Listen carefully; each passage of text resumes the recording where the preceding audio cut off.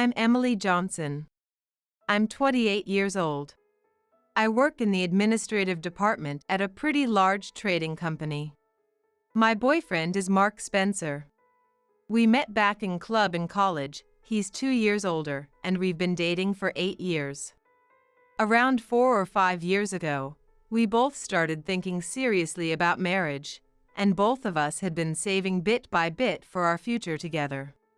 Then, on my birthday that year, he finally proposed. I imagined a classic scene in a fancy restaurant. Enjoying a delicious meal and wine, Mark snapping his fingers, the waiter nodding, and dimming the lights. As the spotlight lit shining on our table, he took out a small box from his jacket pocket, slowly opening it, but reality was different. We were on a camping trip, a shared hobby, sitting by a crackling fire. Mark's favorite pork soup was bubbling in front of us, and I was enjoying a can of my favorite drink. Just when the firewood crackled with a pop, Mark fumbled around, pulled out a small box, and said, "Here, What's this? a ring. A ring? Yeah, let's get married. It's about time we got serious, don't you think?" You're right. I've been thinking the same, so sure. All right, it's settled then. Yeah. So, cheers.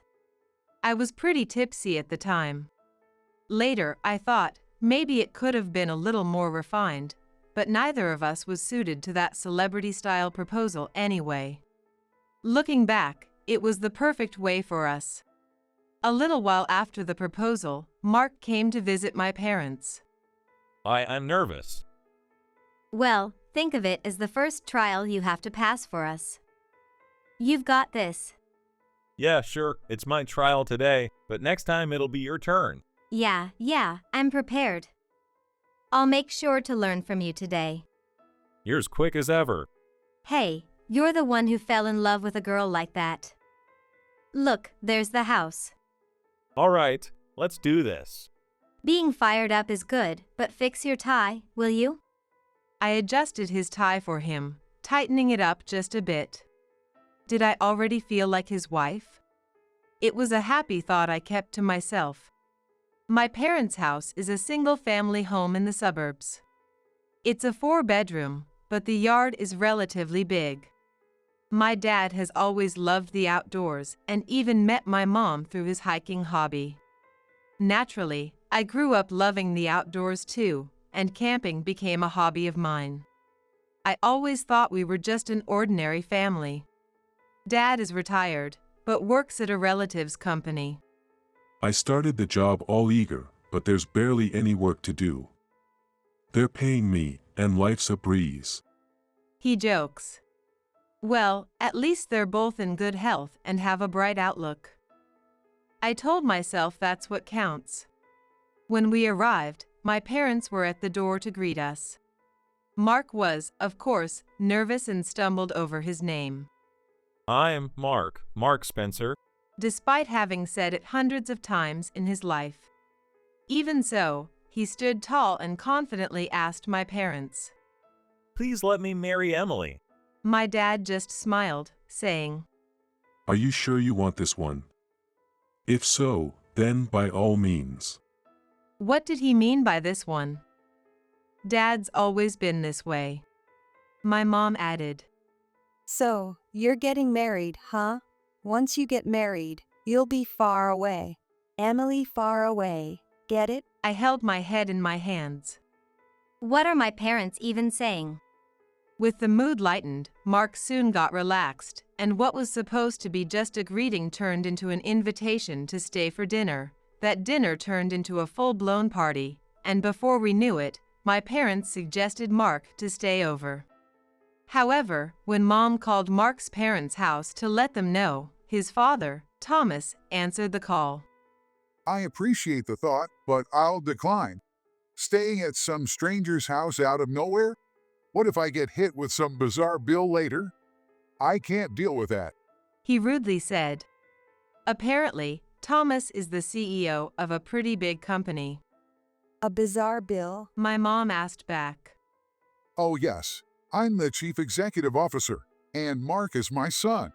Lots of people are always trying to squeeze money out of us. I don't care to associate with those kinds of poor, money-grubbing types. So, you're saying that we're money-grubbing poor people? Her voice was tinged with anger. I'm saying that it's a possibility. Understood. In that case, I'll tell Mark to come home. Yes, do that. With that, he hung up. Who does he think he is? How rude. She fumed. What happened? Oh, nothing much. Just that when we kindly offered him to stay over, he asked if we'd try to extort money from him. Mark came over, apologizing. I'm so sorry. My parents were scammed once, so they're very wary, even of friendly gestures. It's not your fault, Mark. Let's work on building a good relationship from here on out. Today was fun, though. Take good care of Emily, all right? Dad patted Mark on the shoulder a bit harder than necessary. In the end, Mark didn't stay the night and went home. That time, I still didn't know. I hadn't yet seen Mark's father's true colors. Then, it was my turn. Thomas is a self-made entrepreneur. He inherited a small metalworking shop from his parents and grew it into a large machinery manufacturer with sharp business skills. Of course, his house is as impressive. It's a 3-story concrete structure surrounded by high walls, more like a fortress than a home. Seeing such a grand house, I felt my nerves tightening. Looks like you're the one who's nervous this time. Mark joked. Of course I am. Even I get nervous sometimes. There it is. Just remember to look presentable. Yeah, thanks. With nerves intact, I walked into the house, greeted Mark's mom, Mary, and was led to the sitting room. Thomas was seated there. Mary urged me to sit, and I sat down across from Thomas. Hello, it's nice to meet you. I'm Emily Johnson. I'm going to be marrying Mark. I look forward to getting to know you. I'm Mark's father, Thomas Spencer. Thanks for coming all this way. Not that it's easy, but relax as much as you can. Thank you. It was my first time seeing him. He had a stern look and seemed somewhat displeased. I'll get straight to it. What's your aim here? What do you mean by aim? Let's put it simply. I'm the chief executive officer of a large company. As you can see, I've accumulated substantial wealth. Is that what you're after? My eyes went wide. An aim? In terms of marriage, all I want is to build a happy home with Mark because I love him, but it seemed he'd jumped to a wild conclusion. No, I haven't thought of anything like that at all. Pardon me, but may I ask what your parents do? My father is retired and has since been working for a cousin's company. I'm not entirely sure what he does, but he's healthy and working. My mom is a housewife and is doing well too.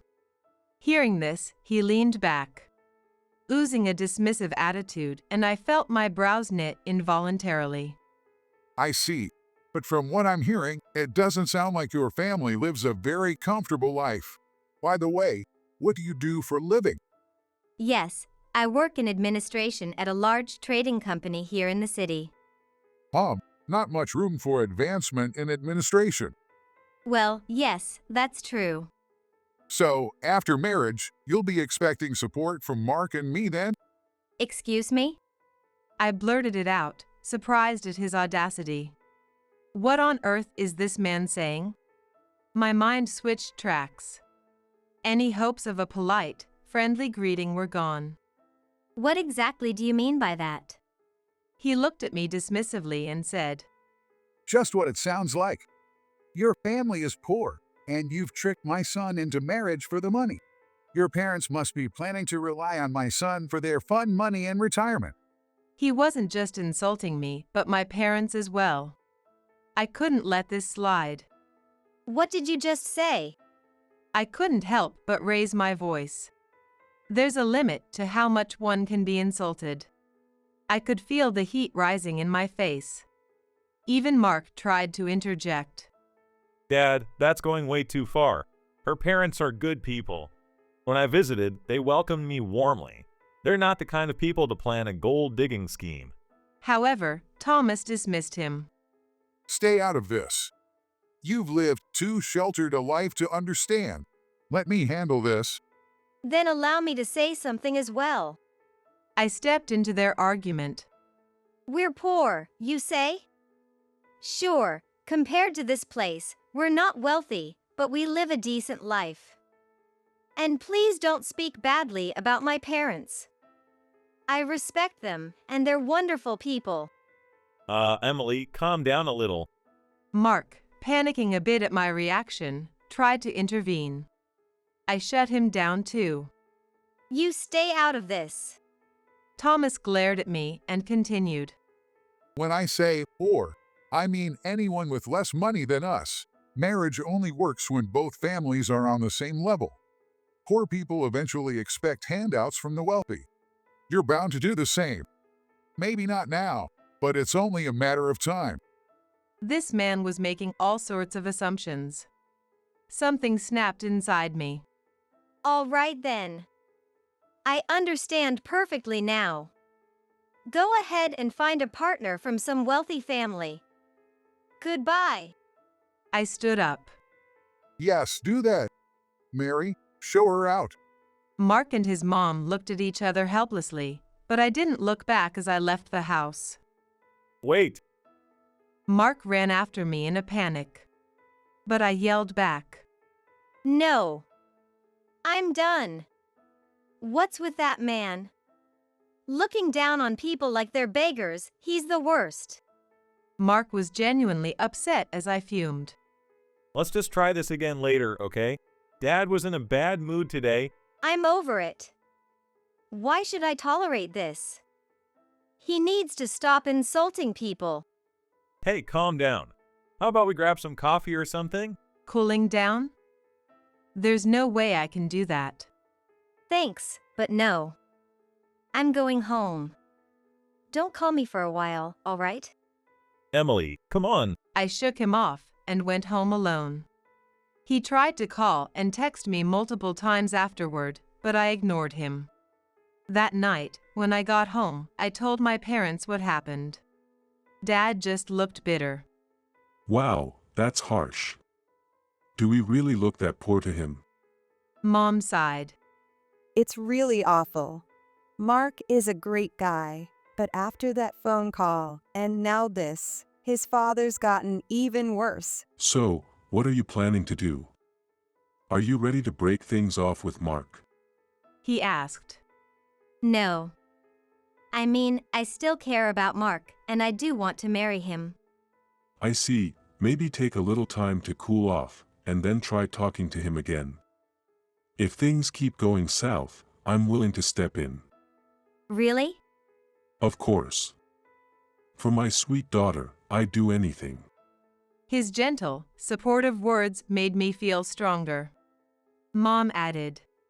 They clearly don't know much about our family, so just make sure to explain things to them. With my parents' encouragement, I decided to meet with Mark's family again. I reconnected with Mark and asked if he could arrange for us to visit his parents. Mark was delighted and quickly set things up. The bell for round 2 had rung. My opponent is formidable. Am I Don Quixote charging at a giant windmill, or a hero of justice defeating an evil villain? We decided to visit Mark's home on Saturday. If it were a true showdown, it would be on a Friday, but for me, it was set for Saturday. Saturday finally arrived. I spent the morning fidgeting, watching the clock, waiting for the time to meet. At the appointed hour, I joined up with Mark, and we headed to his parents' house. Just like before, his father, Thomas, sat in the sitting room, waiting. Hello, it's been a while. I greeted him. He looked at me with the same disdain as before. Oh, you're back again? Yes. Not giving up is my motto. I replied with a smile. Though his attitude didn't change one bit. No matter how many times you come, I won't change my mind. Stop wasting your time. Well, I can't just give up. I have my pride, too. With that, he shifted from irritation to a resigned expression. Suit yourself. So, what do you want to say? Once again, I asked for his approval for our marriage. Yes, I'd like to marry Mark. No way. My son's not marrying some poor girl. Just as I expected, that was his answer. As I told you before, we're not poor. Honestly, can you even call yourself wealthy enough to label others as poor? Time for the counterattack. I threw a question at him. What? I took my father's small company and grew it from 20 employees to a company of 2,000, including affiliates. That's 100 times growth. As the president of such a successful company, of course, I'm wealthy. Oh, really? What's that supposed to mean? Are you mocking me? We've gone from $1 million in annual revenue to over $100 million. That's your company's revenue, not your personal wealth, right?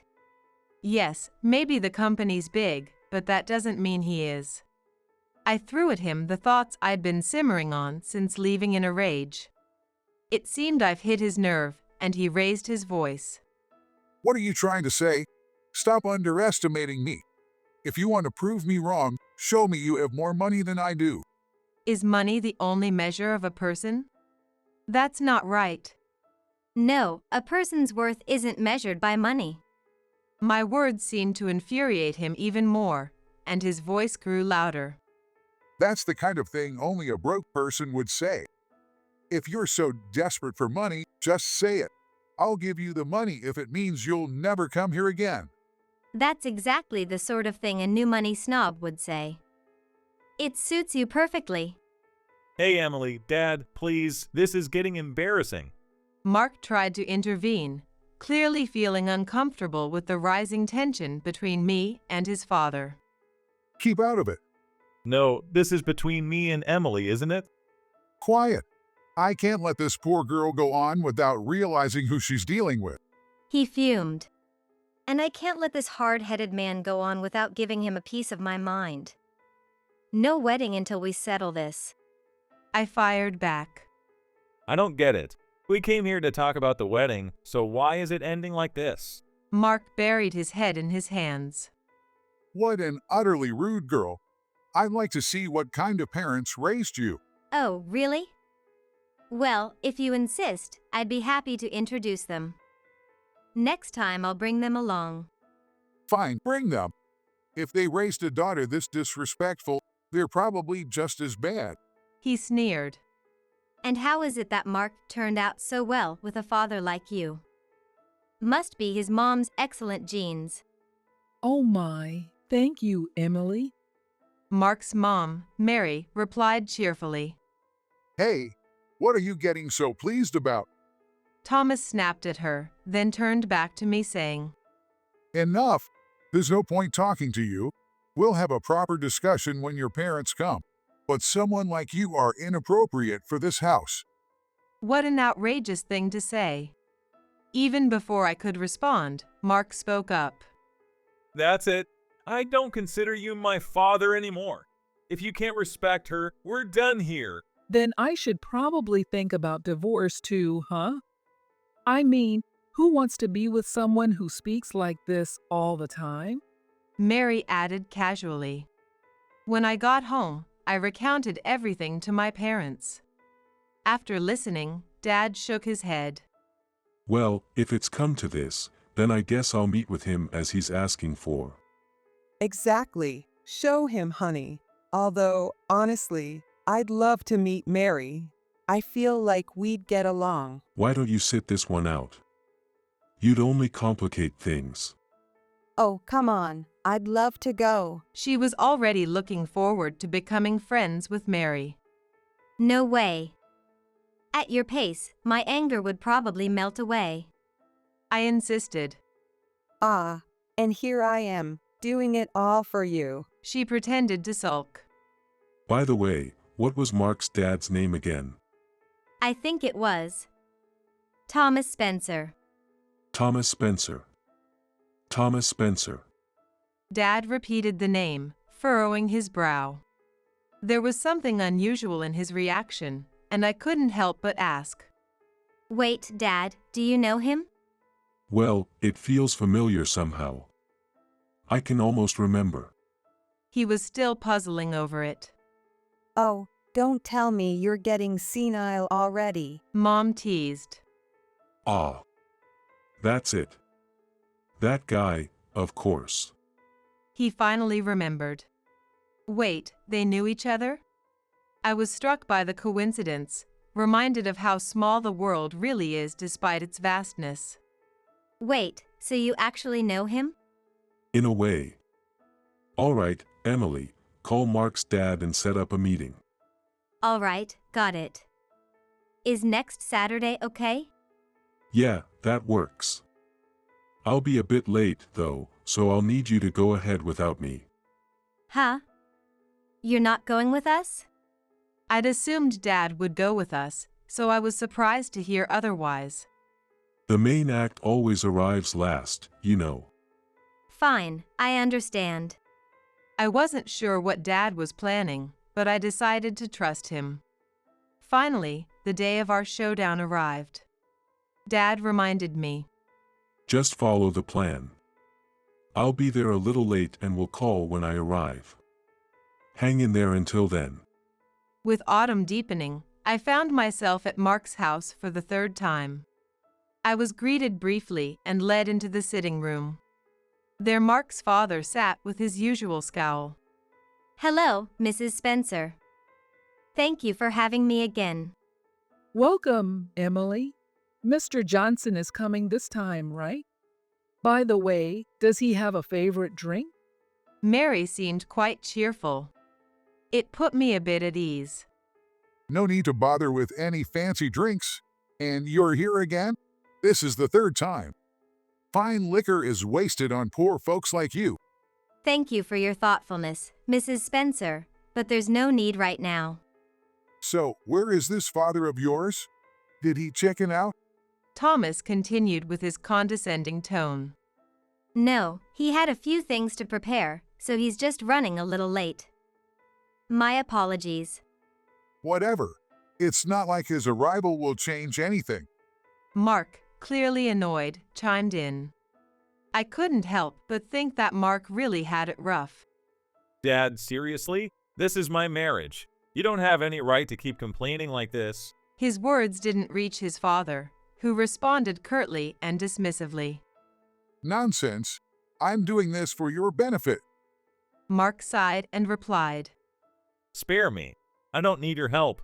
As this back and forth continued, my phone buzzed. I just heard from my dad. He's here now. At that moment, the doorbell rang. Good afternoon. Dad's voice called from the entryway. Oh, welcome. It's been a while. Mary greeted him with an oddly familiar tone. A while? This should be their first time meeting.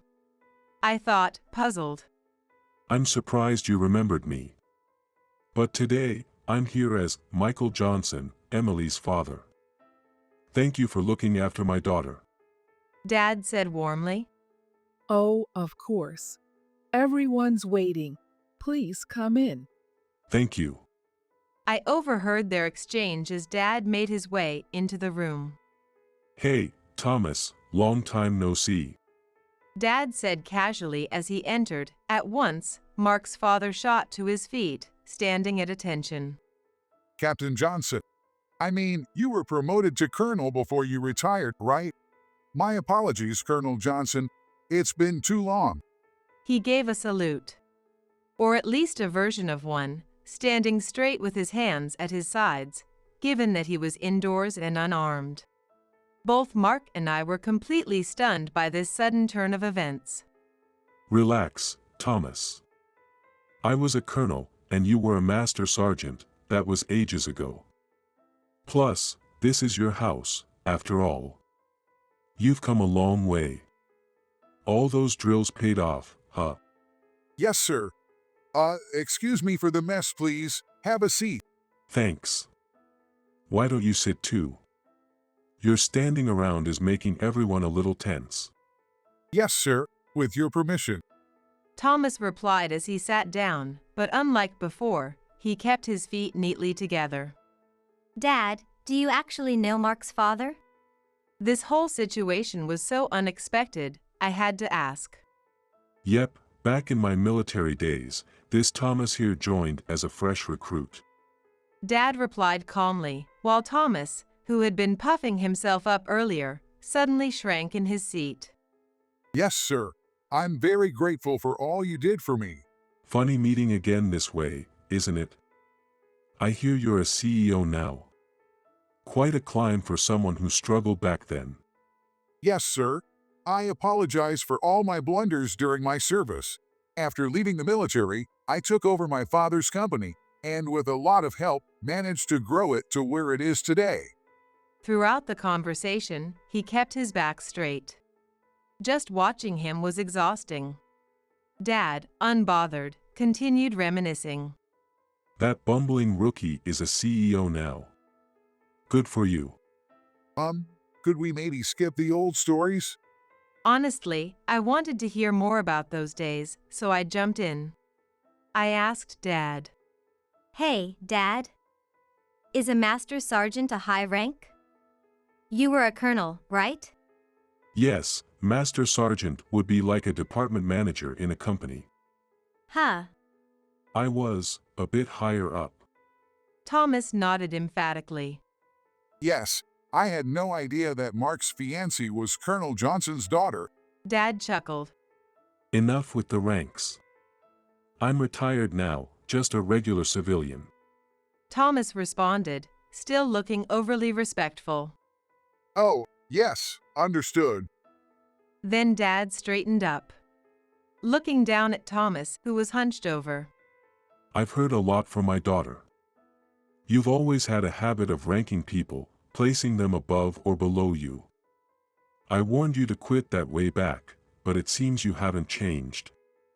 I also heard you look down on my daughter, calling her poor. That was exactly it. Thomas shrank even further. Yes, I apologize deeply. Since retiring, I've been working for a company you may have heard of, Miller Heavy Industries. They build the kind of equipment you used back in the day. The CEO there is my cousin. Thanks to my background, I'm currently the head of technology development and on the board. Another unexpected connection dropped from Dad's mouth. Thomas widened his eyes. Wait, Miller Heavy Industries? Yeah, I believe your company has some dealings with them. Yes, Miller is one of our most important clients, and we're very grateful for the relationship. Well, I didn't come here to talk business, but if things keep going like this, we might need to reconsider that relationship. Dad's imposing tone. Thomas shifted uncomfortably, avoiding eye contact. For someone who had looked down on me and even demanded to see my poor parents, this was incredibly satisfying. No, that would be a huge problem. Seeing his worry, Dad's tone grew a bit firmer. Then maybe, as a father, you should give your blessing to Mark and Emily's marriage. Our family isn't as poor as you think. Yes, you're absolutely right. I apologize for my rude behavior. With that, Thomas apologized sincerely. Well, there you have it. Mark, Emily, this clears up any issues with your marriage. Dad said, looking up with a triumphant smile. Thank you so much. Mark replied, clearly relieved and grateful. Thanks, Dad. I said as well, truly appreciative. Without him, things might not have ended like this. I was so grateful to have him. Thomas remained sitting upright. Mary, enjoying the moment, put her hands on her hips and commanded. Sergeant Spencer, you're to approve of their marriage. She seemed delighted by the title. Even while you dot, what are you saying? Thomas mumbled, his former bravado completely gone. Dad looked over at me, gave me a thumbs up, and winked. Eventually, Mark and I had our wedding. Many of Dad's old friends from his military academy days attended the reception. My father graduated from the National Defense Academy. They had impressive ranks in the military, so Sergeant Spencer spent most of the time standing stiffly, getting teased by them all. During the entertainment portion of the reception, Dad's friends performed a military exercise routine, with Sergeant Spencer at the front, leading the commands. Watching these older men break a sweat as they did exercises had Mark and me laughing until we were in tears. After that day, I heard Mary would call her husband Sergeant Spencer. in a commanding tone whenever she needed something from him. He's pretty much become submissive to her since then.